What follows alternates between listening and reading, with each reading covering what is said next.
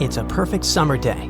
You're relaxing on the beach, dipping your toes into the cool water, when suddenly, bam! A 56-foot aquatic nightmare rockets from the waves. It's the size of 2 London double-decker buses, sporting about 60 razor-sharp teeth, including bonus chompers on the roof of its mouth, because why not? This aquatic beast isn't picky about its diet either. Sharks? Turtles? Other sea monsters? Yep, they're all on the menu. Meet the Mosasaur, a group of marine reptiles that ruled the oceans millions of years ago. If you've seen Jurassic World, you'll recognize them as the stars of that epic moment when a massive creature leaps out of the water to snatch a great white shark like it's sushi. That's a Mosasaurus, and it's every bit as terrifying as it sounds. Recently, scientists stumbled upon a fossil of one of those marine monsters in, of all places, Mississippi. Yes, Mississippi, the land of magnolias and catfish. Turns out it's also home to ancient sea dragons. This discovery was a happy accident. A team of geologists was mapping the terrain in east-central Mississippi when they noticed something strange poking out of the ground. It wasn't a rock or seashell. It was a vertebra. And a massive one. In fact, it was so large it barely fit in the hand of the scientist who found it. The fossil likely belonged to the largest known species of mosasaur, the Mosasaurus hoffmanni. Now, the biggest mosasaur ever found clocked in at a staggering 56 feet long.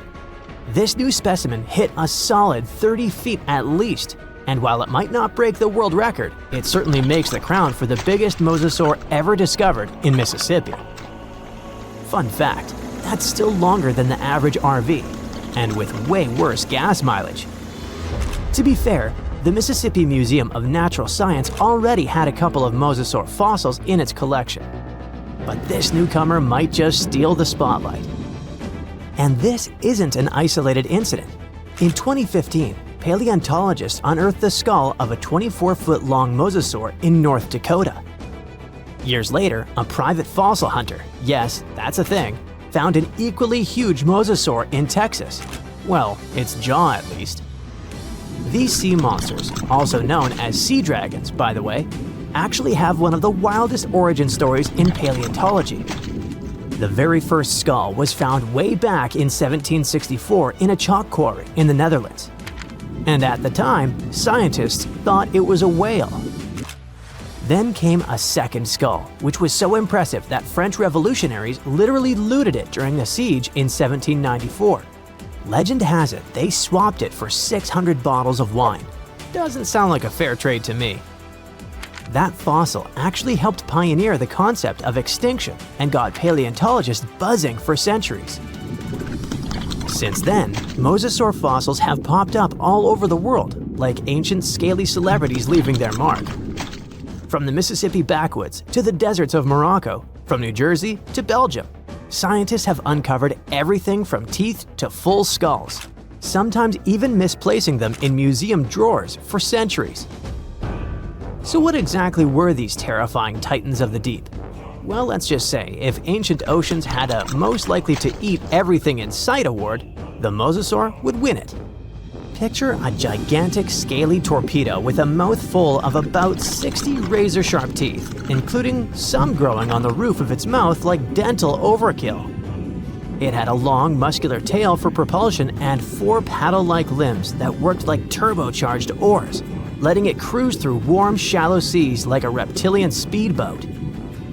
Scientists believe they were close relatives of modern monitor lizards and snakes, which honestly just makes both of those animals way more terrifying. Some mosasaurs even might have had adaptations for sensing vibrations in the water, allowing them to detect movement from a distance, similar to how sharks use electroreception today. Their eyes were well developed too, giving them sharp vision in the dim ocean depths, a key advantage when hunting fast or elusive prey. But what really makes mosasaurs the stuff of prehistoric nightmares is their attitude. They were apex predators, and they knew it. Those sea monsters weren't picky eaters. Fish, turtles, birds, sharks, other mosasaurs. Basically anything that moved was dinner. Fossilized Mosasaur's stomach contents prove they practiced family dinner in the most metal way possible. If they were around today, your beach day would be a lot more exciting, and probably shorter. These guys were so intense, they dominated the whole world. It's safe to say, mosasaurs were the undisputed rulers of the late Cretaceous oceans. And like today's orcas or great white sharks, they probably used ambush tactics, sneaking up on prey from below before striking with explosive force. Bite marks found on the fossilized bones of turtles and even other mosasaurs suggest intense underwater battles worthy of a blockbuster movie. But how did one end up in Mississippi of all places? Well, rewind the clock about 80 million years and you'll find part of North America underwater. A vast shallow sea known as the Western Interior Seaway split the continent in two, running from the Gulf of Mexico to the Arctic Ocean. It was warm, teeming with life, and yes, crawling with sea monsters. This prehistoric seaway was a watery wonderland. Imagine long-necked plesiosaurs gliding through the water, birds with teeth diving for fish, and oysters the size of car tires clinging to reef-like structures. Even giant fish like this weird guy over here called it home. This ancient inland sea stretched over 600 miles wide in some places, but it was no more than a few hundred feet deep, making it ideal territory for predators like mesosaurs to thrive. The shallow depth also meant that their prey had few places to hide, turning the seaway into a prehistoric buffet. But the Western Interior Seaway wasn't a permanent fixture. As the Rocky Mountains rose, the seaway slowly disappeared. Over millions of years, it transformed from a shallow ocean to swamps and then to dry land. Today, what was once an ocean is now the Midwest, complete with cornfields, cows, and the occasion mosasaur vertebra hiding in the dirt. Now, this wasn't exactly the end of the mosasaurs. Sadly, even these monsters couldn't outswim extinction.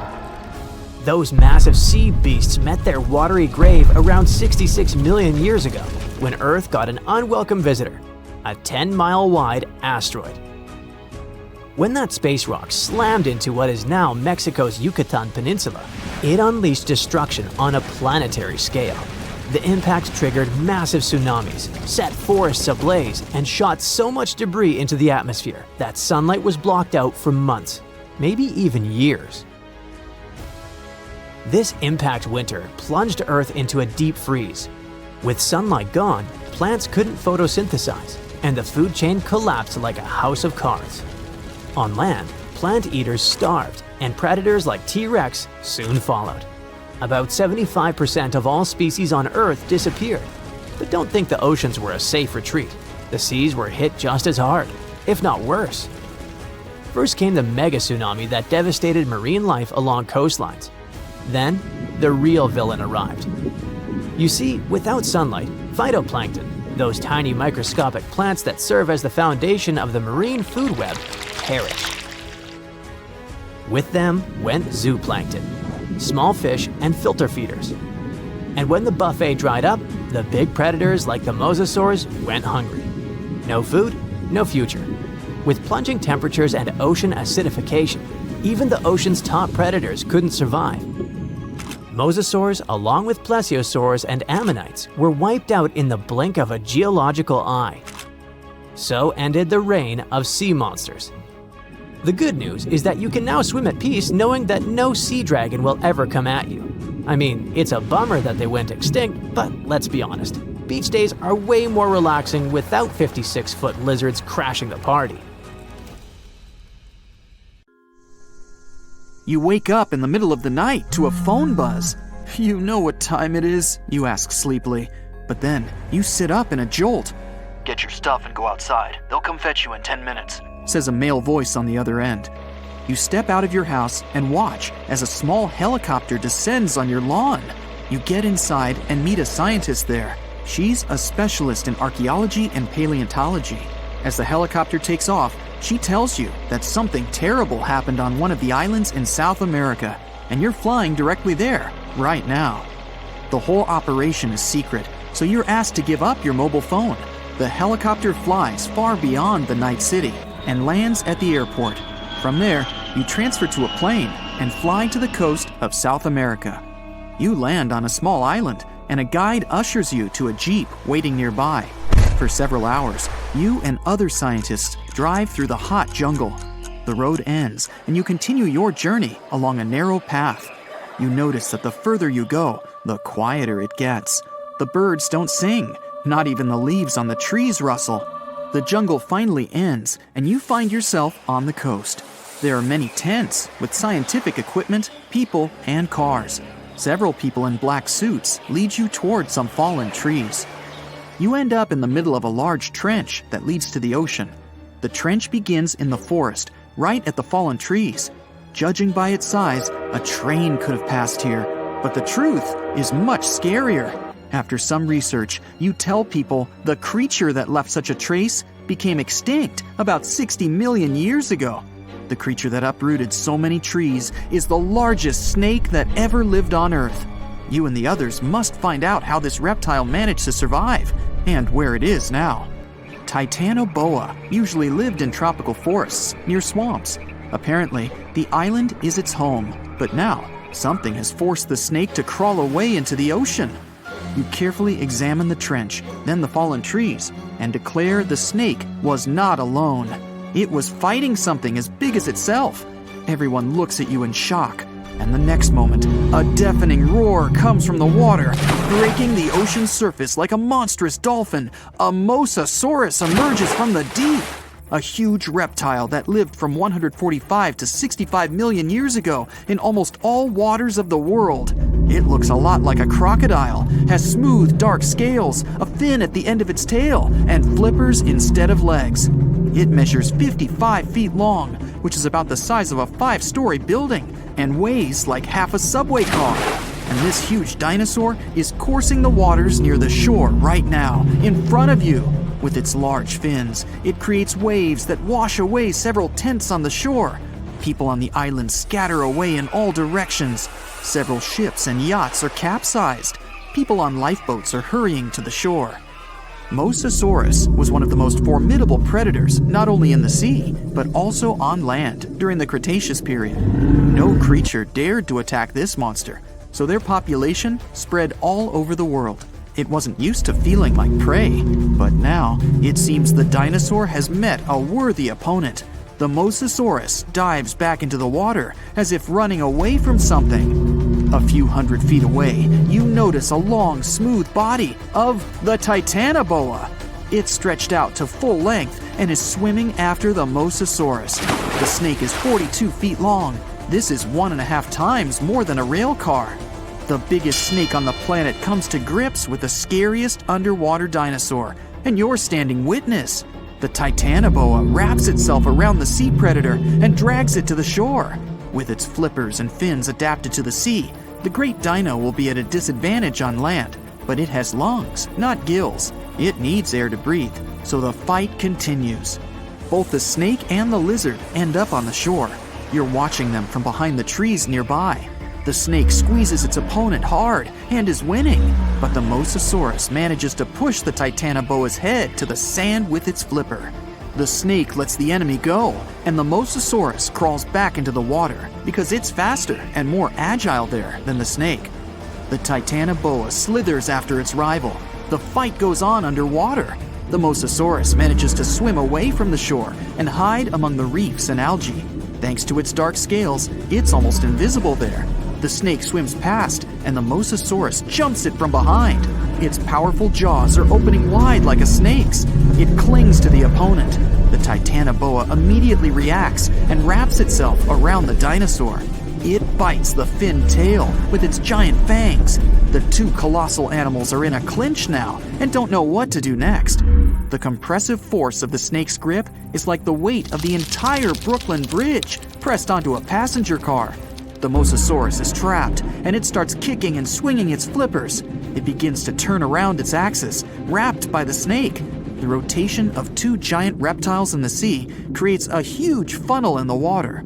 Whole schools of fish swimming around get trapped in there. The titanoboa becomes dizzy from this merry-go-round. It loses concentration and opens its jaws. The lizard uses all its strength to break free, and the snake swims away from it. Now the dinosaur is chasing its opponent. The titanoboa emerges from the water, not far from the shore. Helicopters fly around the island, recording the events. Yachts and small fishing boats sail to the site of the Battle of the Titans. The titanoboa crawls out of the water and is about to disappear into the jungle, but the Mosasaurus grabs it at the last moment. There are 2 rows of teeth in its upper jaw. One of them is located closer to the pharynx. This row allows the dinosaur to hold its prey, while the prey resists. The duel continues on land. The trees around the 2 monsters shatter into splinters. The titanoboa wraps itself around the enemy, opens its huge mouth, grabs the dinosaur's tail, and begins to slowly swallow it. The Mosasaurus realizes the great snake's strategy and begins to thrash around. The snake blocks its movements, so the dino digs into the sandy beach. After a short while, a large pit appears beneath the monsters. The sand gets into the snake's eyes, and it lets go of the opponent. The Mosasaurus is again slowly crawling towards the water, and the titanoboa is in no hurry to catch it. You can see the reptiles are tired. The Mosasaurus swims away from the shore and stares at the snake. From the shore, it looks like an enormous log. 2 eyes the size of a football gaze intently at the snake. The titanoboa lies in the sand and breathes heavily. Then, it stretches to its full length and looks back at the Mosasaurus. The snake's long body slowly bends, its muscles tense. The reptile is preparing to lunge. The dinosaur is slowly heading toward the shore. It growls and paddles with its flippers. Like a seal, it squelches through the shallow water towards the titanoboa. The snake uncoils like a spring towards the enemy. At great speed, 2 predators collide with their heads. The hit is so strong, they lose their bearings and move away from each other. Now, each of them feels like a loser. The dinosaur slowly paddles into the water, and the snake returns to the jungle. The monsters are tired of fighting. There's no winner. You and the rest of the people stand with your mouths open in complete silence. You look around the island and notice trees with broken branches everywhere. In the depths of the island, you find a waterfall and huge wet stones. There are large scratches on many of them. Somehow, millions of years ago, lots of ancient reptiles managed to survive global disasters on this island. And now, there are only 2 left. You conclude that the Mosasaurus and the titanoboa have been fighting each other for years. Soon, these reptiles will gain strength again and continue their eternal struggle. You decide to leave the island before that happens. In the left corner, Megalodon, considered the largest and most dangerous predator in the aquatic world. It has a reputation as a cold-blooded hunter who can break a fishing boat with 1 bite. We're gonna need a bigger boat. But what if he comes face to face with another giant water monster? In the right corner, Mosasaurus, an ancient dinosaur reptile which existed about 80 million years ago on the vast Atlantic Ocean. Their diet was large fish, giant turtles, other Mosasauruses, and even birds. So glad I'm not on the menu, ha ha! But to find out if this reptile can defeat the most massive shark that ever existed, we'll compare these monsters in several categories. Let's start with size. Megalodon became extinct 3 million years ago, but is still considered the largest and most dangerous predator in the ocean. We can only guess at the real size of Megalodon. The only remains found of this giant shark are teeth and vertebrae. Kinda sounds like my grandma. She used to leave her teeth everywhere. But with the help of calculations and computer modeling, scientists have concluded that Megalodon's length could be about 50 feet.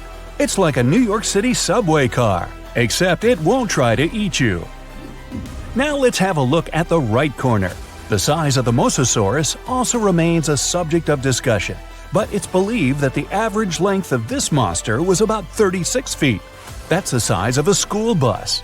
But in 2016, scientists found the largest Mosasaurus ever. Its length was 59 feet. Compare this to the tallest person ever, 8 feet. Mosasaurus was 7 times larger. Hey, nice job on the quick math. The first win goes to the Mosasaurus, 1-0 in favor of the ancient reptile. The next category is weight. Let's start with the fighter in the left corner. The most enormous individuals of the Megalodon species had an incredible weight from 27 to 59 tons. This is more than the weight of an empty Boeing 737, without the snacks and beverages. Although the Mosasaurus is longer, its weight isn't that much because of its body shape. Adult species could reach 14 tons, which is half the weight of a Megalodon. For comparison, an adult blue whale can weigh up to 100 tons or even more. But whales are not the peak predators like Megalodon and Mosasaurus. In this category, Megalodon wins and gets its first point. It's now 1-1. Let's move on to the next category, speed and agility. Megalodon wasn't the fastest fish on Earth. He could reach a speed of about 11 miles per hour. For example, the quickest sea creature is the sailfish. It can swim 68 miles per hour. But this didn't prevent Megalodon from becoming the top predator in the aquatic world. The average person only swims at a speed of 2 miles per hour. But the Achilles heel of Megalodon is agility and maneuverability. In fact, Meg is a 50-ton truck, so he can't turn and change direction quickly. If he's going to attack, he has only one chance to hit, because if he has to go for a second lap, his prey will have the opportunity to scoot. The exact speed with which Mosasaurus could swim is unknown, but scientists think he borrowed his swimming style from the eel. He would push off with his tail and steer with small side fins. This provided him with incredible maneuverability. In theory, this could help him jump out of the water, just like a scene from Jurassic World. But to know the exact speed with which Mosasaurus could swim, we need to find more remains of this ancient reptile. Right now, the point in the speed and maneuverability category goes to Megalodon. 2-1 in favor of the biggest shark of all time. Our next category is fighting instruments. First, we'll look at Megalodon's arsenal, his giant teeth. They were extremely sharp because of their triangular shape, and they reach 7 inches long. Megalodon's teeth are considered to be the largest that ever existed, and it had 250 of them.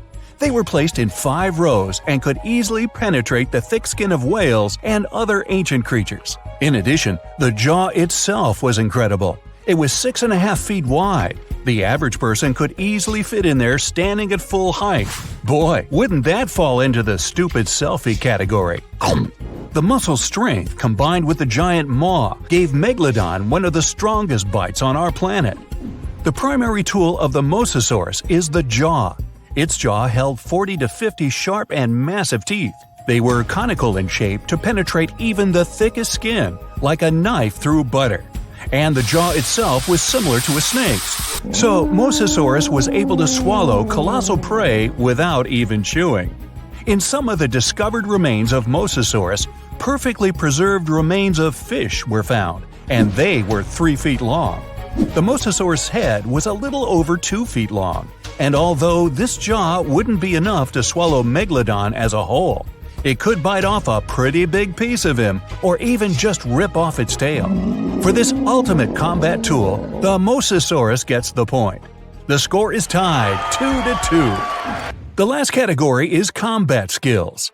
Although Megalodon has a giant mass and sharp teeth, he reached the top of the food chain for another reason – intelligence. Scientists found many remains of whales with scars from Megalodon's teeth. These findings have helped to understand the hunting tactics of this giant shark. It turned out that Meg could find weaknesses in other marine creatures and knew where their vital organs were located. Other remains had many fractures. Apparently, the victim had experienced Megalodon's 50-ton ram. It could easily have broken through concrete walls. The whales didn't stand a chance. With the help of strategy and tactics, Megalodon could have handled prey much bigger than himself.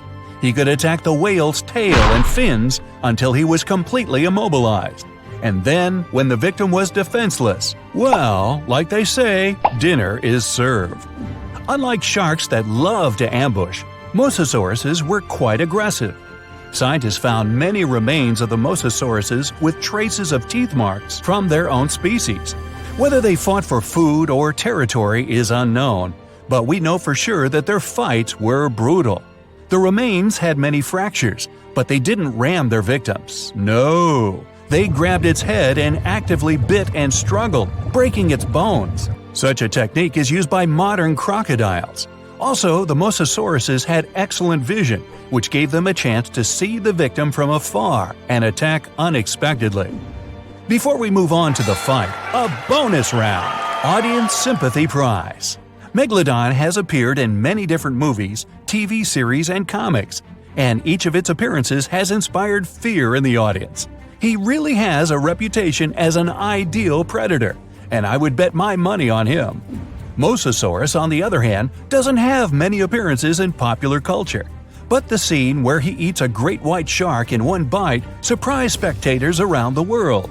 So this dinosaur has the potential to become a star. This, of course, doesn't affect the outcome of the fight.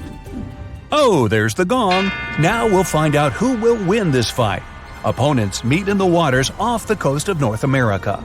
Mosasaurus noticed Megalodon from far away and attacked first.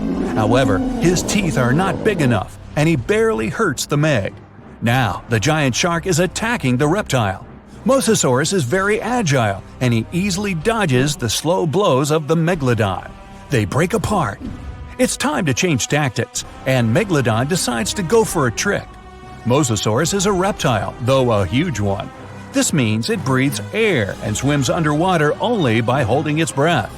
Meg begins to descend deeper, luring Mosasaurus into a trap. In deep water, the ancient reptile feels uncomfortable and begins to make mistakes. Megalodon attacks fins and tail, depriving the enemy of mobility. Once the Mosasaurus loses its tail, the battle ends. Oops. Megalodon has again proved that he is the king of the seas, and he deservedly stands at the top of the food chain. Well, here you are. You're getting into your submarine, feeling a bit anxious. You're going to descend hundreds of feet underwater to explore the ocean floor. So many things can go wrong. Technical issues, insane water pressure, dangerous marine monsters, mysterious eerie sounds. Wait, what? Eerie sounds so deep underwater?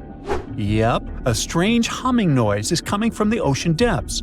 What makes it even creepier is that it only appears during dusk and dawn. This noise might act as a dinner bell, since it's likely to have a connection to massive groups of sea creatures moving up and down through the water to feed. But so far, it's just a theory. Using highly sensitive underwater microphones, researchers recorded a mysterious low-frequency hum at depths of 660 to 3,300 feet. The sound wasn't very loud, just 3 to 6 decibels above the usual ocean background noise. For comparison, when someone is whispering in a quiet library, the sound reaches 30 decibels. The underwater noise also had a puzzling or humming quality. The weirdest thing? Despite their efforts, the researchers couldn't pinpoint a single species responsible for the sound. The noise originates in a region known as the twilight zone of the ocean. This region is dark and doesn't have many nutrients, with no sunlight for photosynthesis. Life here relies on organic debris falling from above, such as deceased organisms or waste material. At the same time, while it may sound barren, the twilight zone is far from empty. A 2015 study estimated that up to 90% of the world's fish could live in this zone, including many undiscovered species. Now, back to the mysterious noise. The researchers believe the sound may be linked to the vertical migration of small marine creatures like fish, shrimp, and squid. These animals move upward toward the surface at sunset to feed on plankton and nutrients, using darkness to avoid predators. At sunrise, they return to the depths to hide. This migration, which is one of the largest animal movements on Earth, involves billions of organisms and occurs daily. Scientists suspect that the strange hum might occur during this migration, as a way for the creatures to communicate or coordinate their movements. It might also serve as a signal to indicate when it's safe for a group to go to the surface and feed. If some animals indeed use the hum to communicate, it could help us understand deep-sea life better. The Twilight Zone has always been considered a quiet environment, but such a discovery hints at complex social behaviors and interactions among its inhabitants. But it's not only the ocean that produces bizarre sounds. Earth is humming non-stop too. Unfortunately, you can't hear this soundtrack. This hum isn't from earthquakes. It's produced by subtle ongoing vibrations in the planet's crust. They're too faint for us to feel and can only be detectable with special equipment. Scientists have long known about this phenomenon called free oscillation and have recorded this persistent hum. Earthquakes are the most noticeable ground movements. According to the U.S. Geological Survey, Earth experiences about 500,000 earthquakes every year. Of those, only 100,000 are strong enough to be felt, and around 100 cause noticeable damage. But in the quieter moments between earthquakes, the planet is still constantly vibrating with smaller, unnoticeable movements. Unlike the sudden jolts of earthquakes, this hum is steady and uniform, and it's a byproduct of microseismic activity. Seismometers, tools used to record ground vibrations, can detect this sound anywhere on land. For years, researchers have been debating the origins of this hum. Some thought it came from ocean waves reaching deep into the seafloor. Others believed it was caused by colliding waves on the ocean's surface. By 2015, scientists had confirmed that both factors contributed to Earth's constant vibration. And although this hum has been recorded on land, now we also have much clearer, more detailed underwater recordings. To study the hum, researchers used spherical seismometers on the seafloor in the Indian Ocean near an island east of Madagascar. Between September 2012 and November 2013, they placed 57 freefall seismometers across a 772 square mile area. These devices are designed to sink into the ocean floor and record even the faintest vibrations. Over the course of the 11-month study, the team filtered out noise from ocean waves and seafloor currents. They got clear, consistent signals of Earth's hum, with peaks at frequencies between 2.9 and 4.5 MHz, far below the range of human hearing, which starts at 20 Hz. The discovery of Earth's hum from the ocean floor is more than just a scientific curiosity. It gives researchers a new way to study how energy moves through the planet's crust and mantle.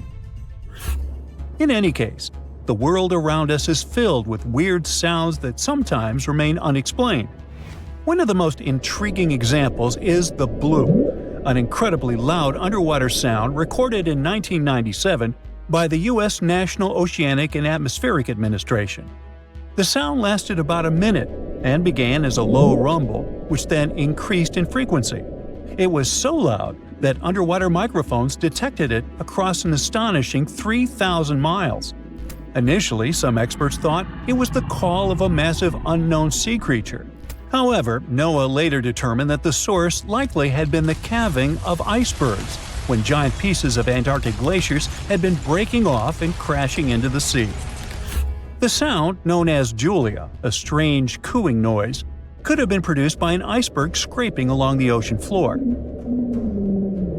Another sound, dubbed train, due to its resemblance to the sound of train wheels on a track, likely originated in Antarctica's Ross Sea.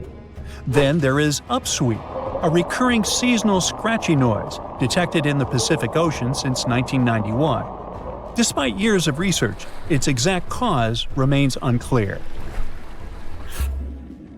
The underwater world also has bizarre sounds that can be described as choirs of fish. Scientists studying marine life off the coast of Port Hedland in Western Australia discovered that many fish species sing in synchronized choruses at dawn and dusk, much like birds. Over 18 months, researchers recorded tons of sounds, including foghorn-like calls from black jewelfish and rhythmic ba-ba-ba sounds from batfish. These fish songs, which often involve repetitive calls that overlap in large groups, are especially important for breeding, feeding, and territorial behavior. Deeper in the ocean, NOAA researchers also explored the sounds of the Challenger Deep, the deepest part of the Mariana Trench.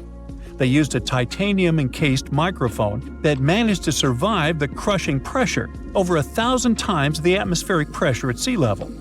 Over 23 days, the recorder captured loads of noises, from the haunting songs of whales to the rumble of distant earthquakes.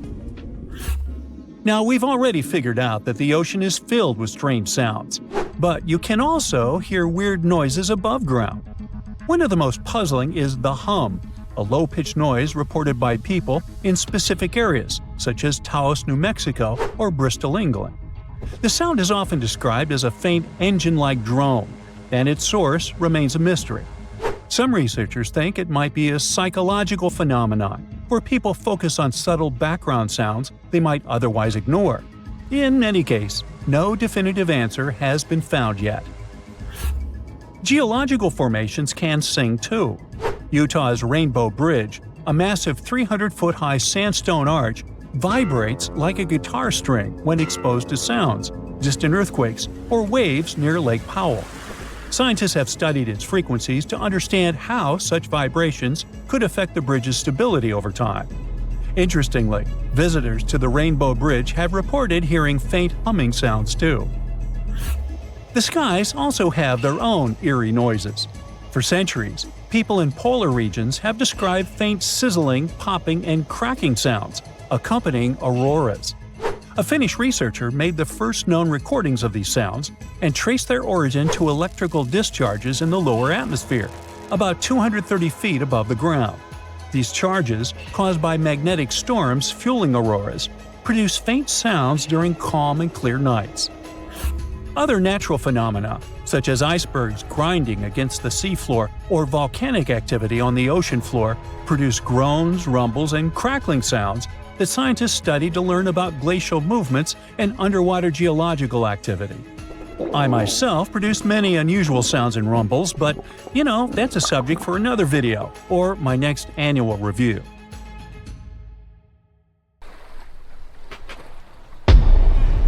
Many terrifying animals live deep beyond the waves, like this vampire squid living 3,000 feet below the surface in almost complete darkness. This animal has a cloak, like a vampire's. That's why it's called the vampire squid. Deep down at the bottom, it can't use ink to defend itself. So this animal has developed an unusual tactic. It glows slightly to scare away predators.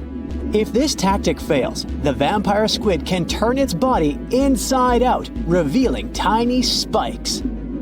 When you translate its scientific name, Vampiroteuthis infernalis, it literally means vampire squid from the nether. Despite its terrifying looks, it's a harmless ocean animal. This previous creature was not from space, but this object definitely is. Before Elon Musk found a way to reuse rockets, NASA would simply drop old ones after launching astronauts into space, most of the time in the ocean or deserts. In 2012, Jeff Bezos launched a mission to find the Apollo 11 rocket. They found it by using sonar, but it was in terrible condition. It was sitting on the bottom of the ocean, not far from the predicted site. They were able to rescue the engine and reconstruct 2 of them.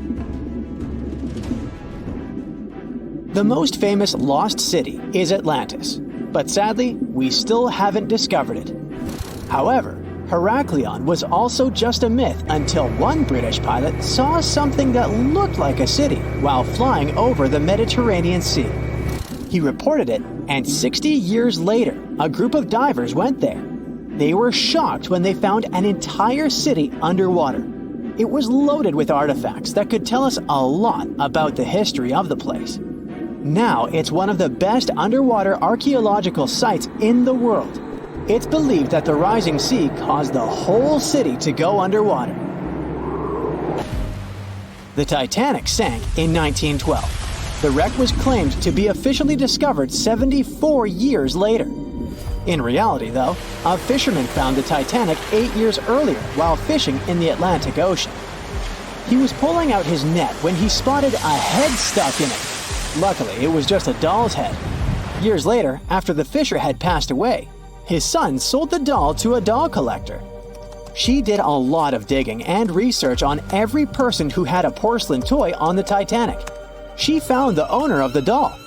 Ava Hart was on the Titanic and had a doll with her. Ava survived the catastrophe by a miracle, but her toy didn't. Hart even wrote about the doll in her journal, and every detail matched the toy found by the fisherman. The tripod fish lives deep in the abyssal zone, around 20,000 feet below the surface. It's adapted to such immense depths and uses its tripod fins to stay still on the bottom. This creature doesn't have big eyes, but even if it did, these eyes would be useless in the darkness. Instead, the tripod fish uses its fins like antennas to detect any movement in the water. This creature doesn't have much luck when it comes to its love life, so it had to develop unique tactics to reproduce. One fish can be both male and female. The next bizarre creature is the lizardfish. It has tons of razor-sharp teeth, a huge mouth, and really big eyes, which it uses for hunting. All this makes the animal look freaky. The lizardfish lives at depths of around 11,000 feet in the midnight zone, where there is zero light. This freak of nature basically eats everything it can fit inside its mouth, from small fish to other lizardfish. On the other hand, when they see other reptile fish, they probably fall in love instead, because finding mates at those depths is not an easy task. Like the tripod fish, the lizardfish can be both male and female at the same time. When you think of a river, you usually picture it on land. Still, nature is quite unpredictable, and it created a river flowing under the ocean in California. It's running at a depth of around 2 miles. This river has everything that an ordinary river has: sunken logs, trees, and rocks. And despite its uniqueness, it's not the only one in the world. There are also others in the Amazon and Greenland. A terrifying creature was discovered near Angola's coast by a remote operating vehicle. It looks like it doesn't have a head or a body. It was sitting at a depth of around 4,350 feet below the surface. After doing research, scientists concluded it wasn't anything from a sci-fi movie, it was just a cluster of siphonophores stuck together. In 2015, some random guy was diving in Caesarea, and something shiny caught his eye.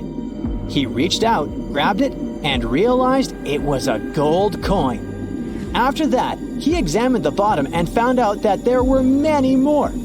He reported the incident to the local authorities, and they concluded that he had found Arabic treasure. The coins were made of solid 24-karat gold and were a few thousand years old, but due to the perfect salinity and temperature, they looked brand new. The coins belonged to a ship carrying cargo. It was caught up in a storm and unfortunately sank. One of the weirdest things ever discovered was found in the Baltic Sea. It's an anomaly that looks as if it was created by a different civilization. It was discovered by Swedish researchers, and they basically had no idea what it was. They had to ask tons of other scientists for their opinions. When you look at this formation from above, it's 200 feet long and looks exactly like a fallen spaceship. It's hard to believe that it's a natural formation, but spoiler alert, it's totally made by nature because the Baltic Sea has gone through many erosions throughout history. Most likely, the bizarre formation is the result of these processes.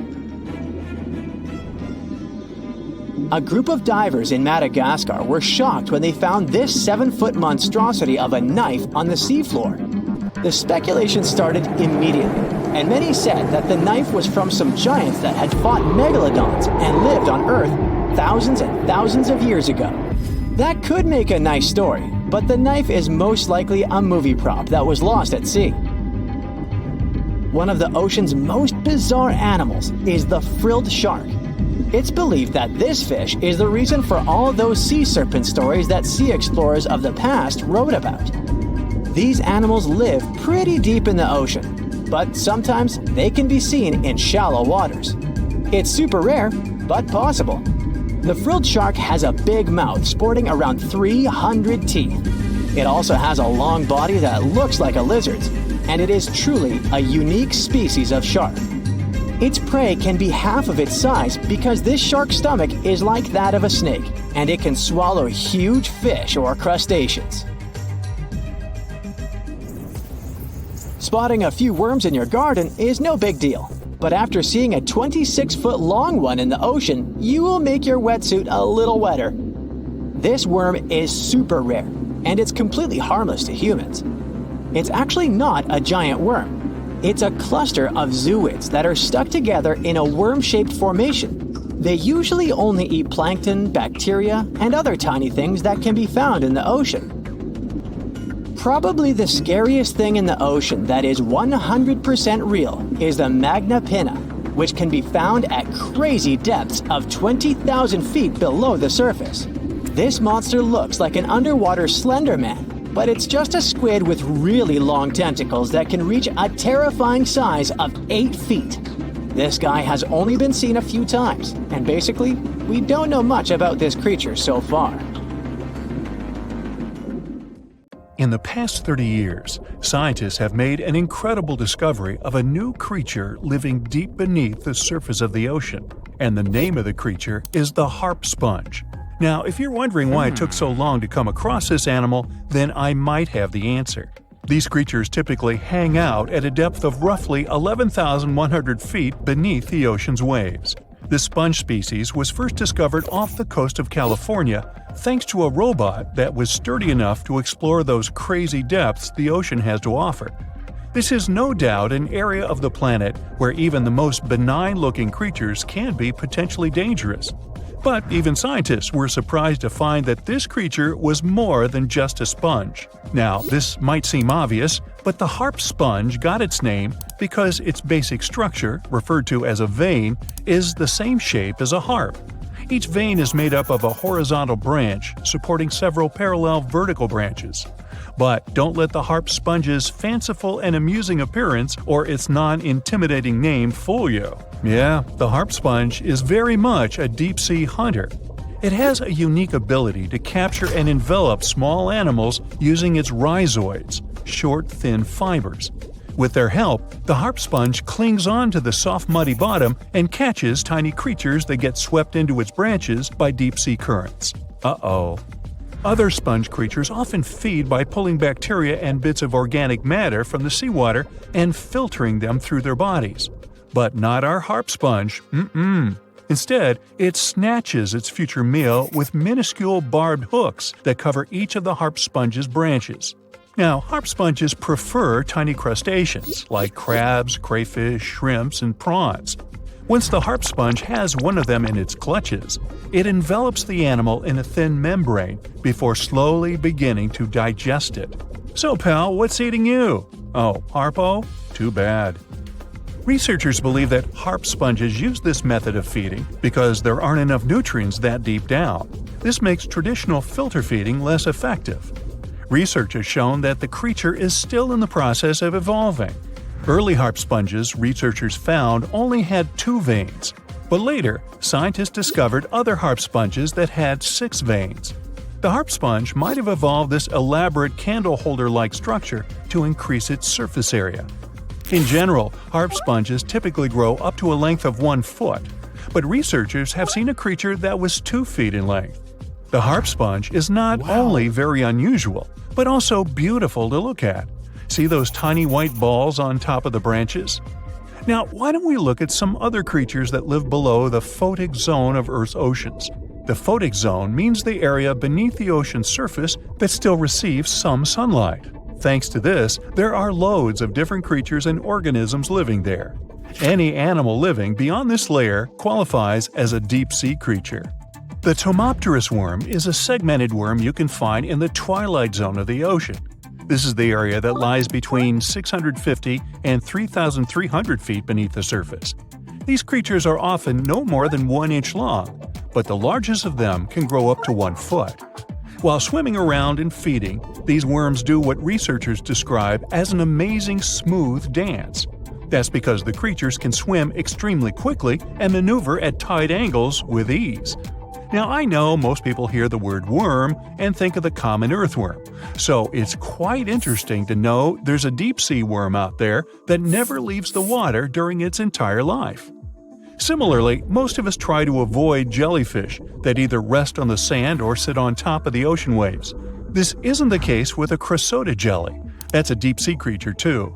This beautiful jellyfish is mostly ruby red, bright orange, or electric purple. That's what helped researchers realize they had found a new species of jellyfish. The creature grows to a maximum size of 1 inch across. It has tentacles that stretch out in every direction. Now, if you come close to this jellyfish, it'll pull all these tentacles in toward its body before rapidly swimming away to avoid danger. Yes, you are dangerous. The chrysotid jelly is extremely rare. You won't see it very often. You might need to borrow that deep-sea diving robot I mentioned earlier.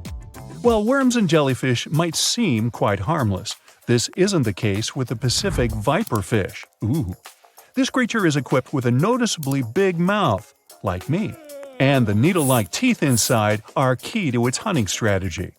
Pacific viperfish live at around 5,000 feet below the ocean surface. But they're among those numerous marine animals that migrate each night from the ocean depths toward shallower waters to dine. What's on the menu for dinner tonight? Lots of small fish and shrimp. The creature can grow up to 12 inches in length. Its 2 front fangs, which stick up from the fish's bottom jaw past its own eyes, are especially dramatic. When the fish unhinges its jaw, its mouth can open wide enough to engulf smaller animals, and the teeth form a cage to prevent an escape. Now, have you ever seen an underwater creature that looks like a strawberry? Trust me, it does exist. Just look at these dots on the strawberry squid. The creature has a big eye and a smaller one. You might think this unconventional pairing would be awkward and uncomfortable, but it's actually the opposite. The big left eye looks upward. It spots shadows cast by other animals in the dimly lit waters above. The eye's tubular shape helps it collect as much light as possible. On the other side of the squid's head, you can see its right eye. It's small and looks downward.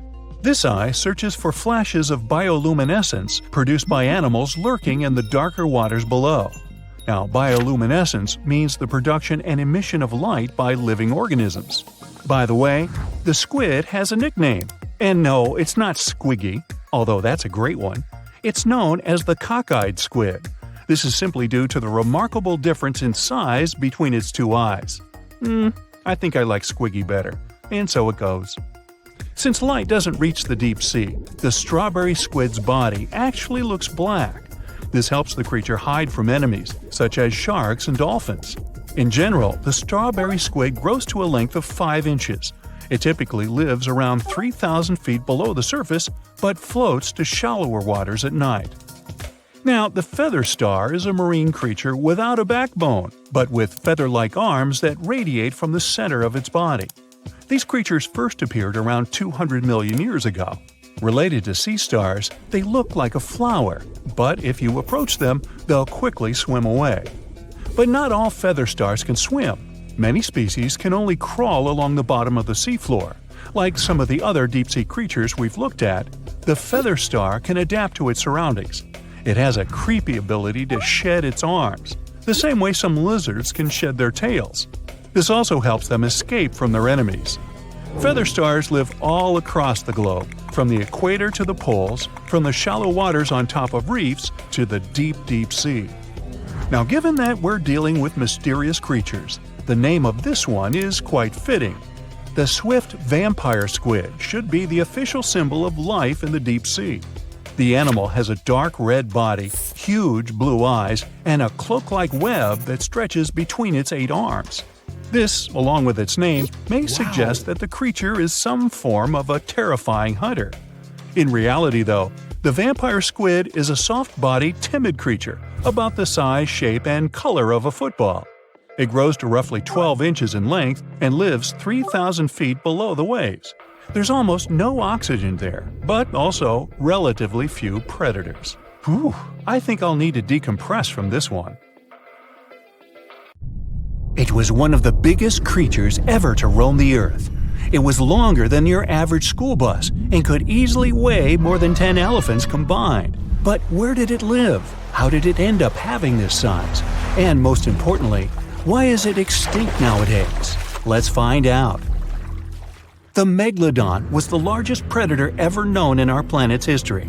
In terms of its location, the Megalodon lived practically in all waters on our globe, except near the poles. The reason why there were no megalodon teeth found in Antarctica is probably that the gigantic creature adapted to only warm tropical and subtropical waters. The younger ones liked to keep to the shores, while full-grown adults preferred coastal areas, but they could easily move into the open ocean as well. How do we know the megalodon was so widely spread?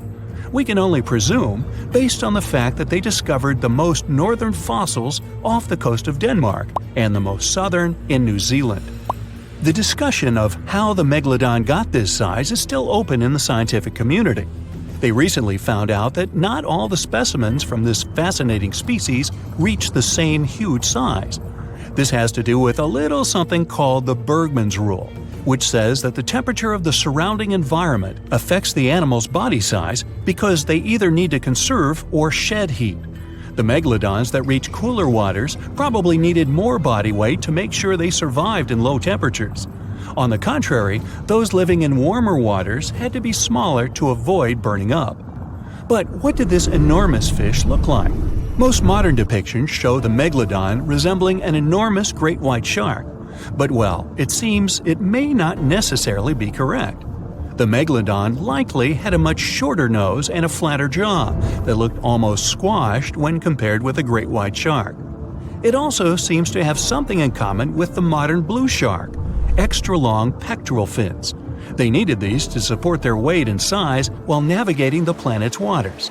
Lastly, the lady megalodons, seem to have been about twice as large as the gentlemen.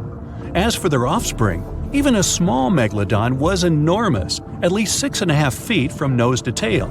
How do we know that? Because specialists have stumbled upon megalodon nursery habitats in Panama, Maryland, the Canary Islands, and Florida.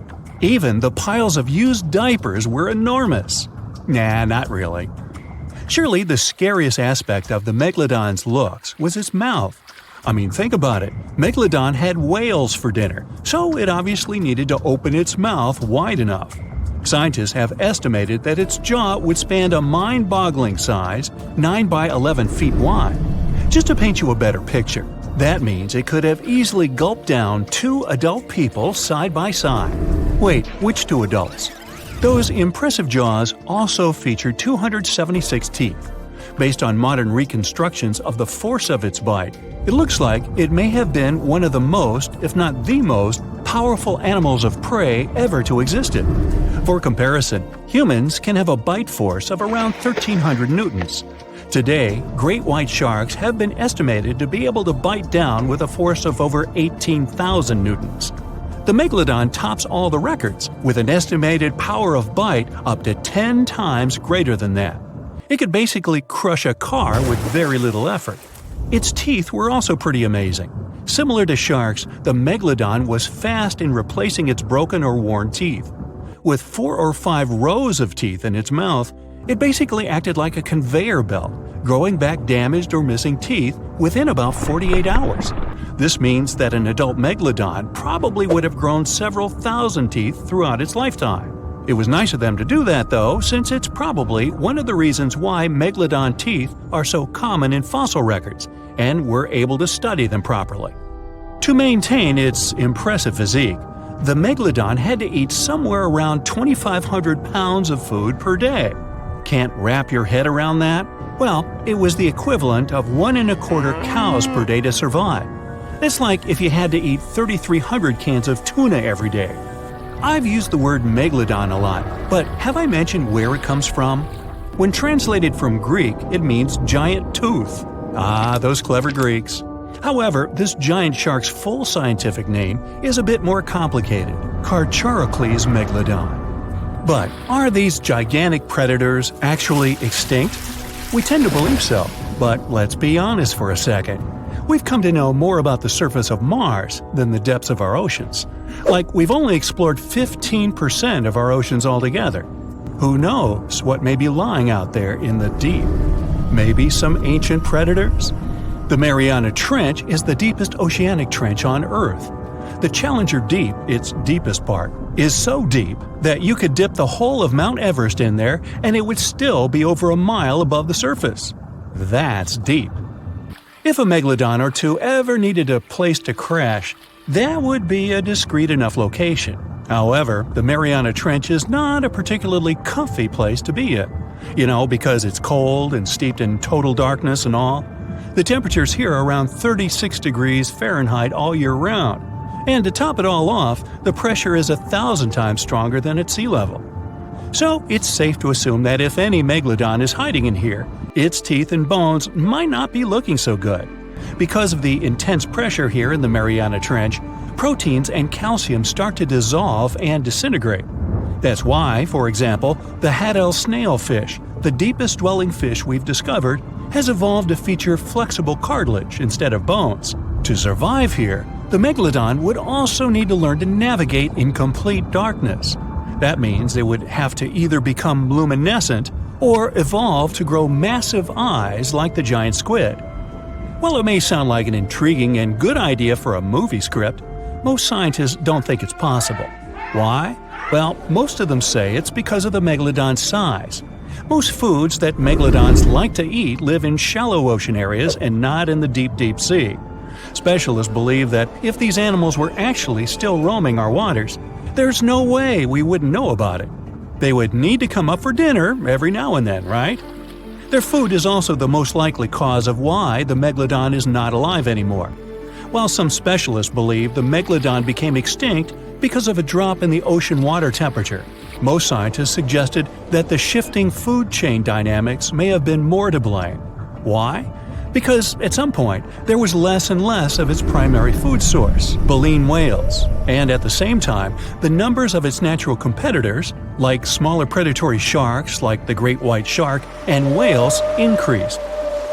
The Megalodon did live on this planet a lot more than we did, and way back when we didn't even exist yet. They were here for nearly 70 times longer than we, modern humans, have, inhabiting the oceans for around 20 million years. Homo sapiens appeared around 300,000 years ago. The Megalodon managed to survive for so long mostly because of its unbeatable size. I mean, they can make a meal out of almost everything in the sea at the time. We may think about both of them as prehistoric creatures, but the Megalodons and the dinosaurs never coexisted on Earth. The dinosaurs probably died out about 66 million years ago. Megalodons seem to have appeared a bit later. That's because the oldest Megalodon fossils we have yet discovered are from the Miocene epoch, which began 23 million years ago. So long, Meg. The giant shark that terrorized the oceans some 20 million years ago. For 13 million years, this 60-ton beast dominated the warm waters of our planet.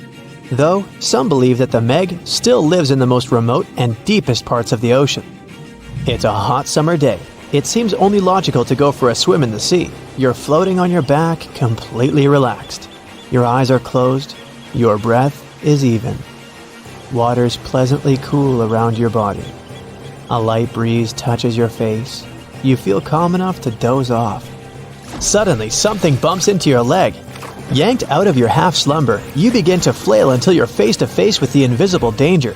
Luckily, all you spot is a couple of easily recognizable fins and cute smiley snouts. Phew, just dolphins. Guess you're lucky to meet them in the wild. These amazing creatures are so close, you can touch them. You've heard people say dolphins' skin feels rubbery, but to your mind, it's more like the inner part of a hard-boiled egg. One of the animals is so close to you that its salty smell fills your nostrils. You know, though, that dolphins don't have sweat glands. It means they don't sweat and are pretty much odorless. The smell you sense comes from the water they swim in. The largest and most ferocious predator to ever haunt the oceans, the Megalodon shark dominated the seas for centuries before coming extinct millions of years ago. However, scientists managed to discover very few remnants of the giant shark. Everything we know about the great beast we've learned thanks to fossils of its giant teeth, which are just about the size of the average human hand. A Megalodon skeleton has never been discovered. Shark skeletons are made mostly of cartilage, meaning that they decompose quickly. Luckily, sharks continuously shed and regrow teeth throughout their lives. One shark can go through 40,000 teeth in a single lifetime. Scientists have managed to study different types of shark species based on their teeth alone. The Megalodon shark had around 276 teeth, When they fell out, those teeth landed in the seabed where they stayed for millions of years, fossilizing. Scientists found those teeth, and they're the only real record we have of the Megalodon's existence. Megalodon teeth have been discovered all over the world. It means that unlike other marine animals of its time, the Megalodon was intercontinental. Even today, most sharks and marine animals tend to stick to one sea or ocean. The Megalodon shark swam freely around the world, moving between tropical and subtropical waters. Megalodon teeth have been found in every continent apart from the freezing cold waters of Antarctica. When a Megalodon makes a starring appearance in a movie or TV show, it's portrayed to look like a giant version of a great white shark. Scientists previously believed that the Megalodon and the great white shark both descended from one common ancestor. Still, it's not true. In fact, it's more likely that the Megalodon was the arch-enemy of the great white shark's ancestor, the broad-toothed mako shark. That means Megalodon wouldn't have looked so similar to the great white after all. In reality, the Megalodon would have a shorter nose than the great white, along with longer pectoral fins to give the giant shark a stockier and more threatening build. They both had an excellent sense of smell though, so even in prehistoric times, it wasn't a good idea to go swimming with a chunk of raw meat in hand. And it certainly isn't safe now. Whether the Meg's hiding somewhere in the depths, which some still believe is true, or it's gone forever, younger cousins will still be there waiting. Also, both of them like to go after big marine mammals, so they would certainly have things to do together. That is, until the Meg got moody and accidentally ate its friend. You never know. These guys had a different hunting style. Great whites prefer to dive straight towards their prey and find its softest spot, like exposed legs or underbelly. Sometimes, an entire tooth would be found embedded in a bone of some bigger animal, such as a whale. Without the main parts they use for swimming, poor sea animals were then helpless and unable to escape. Yet whales were just a smaller part of Megalodon's diet. Seals, sea cows, squids, dolphins, other sharks. The good old Meg probably wouldn't say no to some random school of smaller fish swimming into its mouth either. Nothing better than a good snack after a big tasty dinner. Even those giant turtles weren't safe with their thick shells. The Meg probably took them as a dare challenge on a daily basis. Scientists have used computer simulations to try and work out the hunting style of the ancient shark. Using this technology, scientists have discovered that the Megalodon's attack style was very different from that of modern-day sharks. Modern sharks dive straight for their prey's most vulnerable spot, for example, the soft underbelly of a seal. The Megalodon's teeth were uniquely suited to biting through tougher areas of cartilage. So, evidence suggests that a Megalodon would first chew the tougher fins of their prey, rendering them unable to swim away before launching into their final attack. Some people believe that the Megalodon is still alive today, lurking at the depths of the ocean's waters. But it's unlikely to be true. Megalodons are a warm water species, which means they would be unable to survive in the cold waters of the deep ocean. Most of the Megalodon's potential prey live in shallower waters, meaning there would be very little for the Megalodon to eat at deep sea level. Simply put, if there was an animal as big as the Megalodon still living today, we would have spotted it by now. It is unlikely that you'll run into a Meg though. The sharks, like us, preferred warm coastal waters. Deep ocean living would be too cold for the beasts, and food would be scarce. Their entire bodies would also have to evolve to avoid being squished by the enormous water pressure down there. It's unlikely they're still around, but not impossible. Some good news if you do run into one is that the shark is pretty unlikely to eat you. You are way too small a meal for the Megalodon, even if you have a couple of friends with you. This guy eats whales that are over 50 feet long. If you're having a beach party though, it's a different story. In a beach full of swimmers, the shark very well might creep up, scooping several humans into its giant mouth without even chewing. The fearsome name Megalodon comes from two Greek words, megas, meaning big, and odont, meaning tooth. Combined, they mean big tooth, and it certainly lives up to its name. Just one of its chompers is the same size as a human head.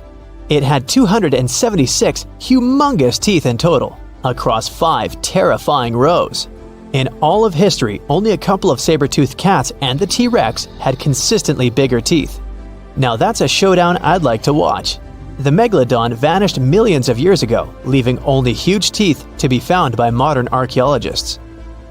They literally disappeared with very few traces left. Scientists believe that over time, deep sea levels dropped and the ocean's temperature went down rapidly. Over a third of all marine life was wiped out as the oceans cooled and the number of animals at the bottom of the food chain plummeted. This had a catastrophic effect on the hungry predators at the top. Sorry guys.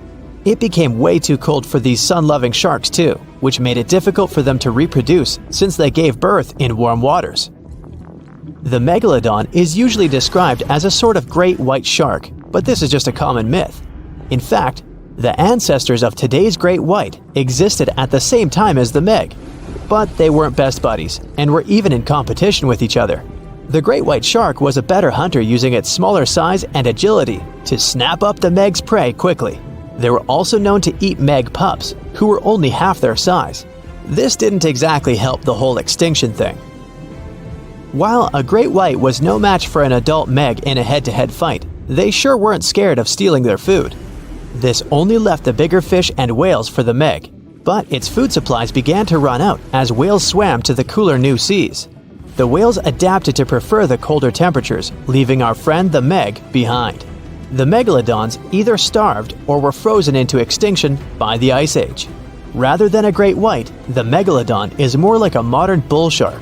It had a short snout, a flat lower jaw, and huge pectoral fins to support its massive weight and size. As scary as they are, these sharks were actually caring family guys. Several Megalodon nursery areas have been discovered in Florida, Maryland, and Panama. They gave birth to their young in shallow water environments. We know this from discovering loads of tiny Megalodon teeth found in these areas. I wonder if they had nannies too.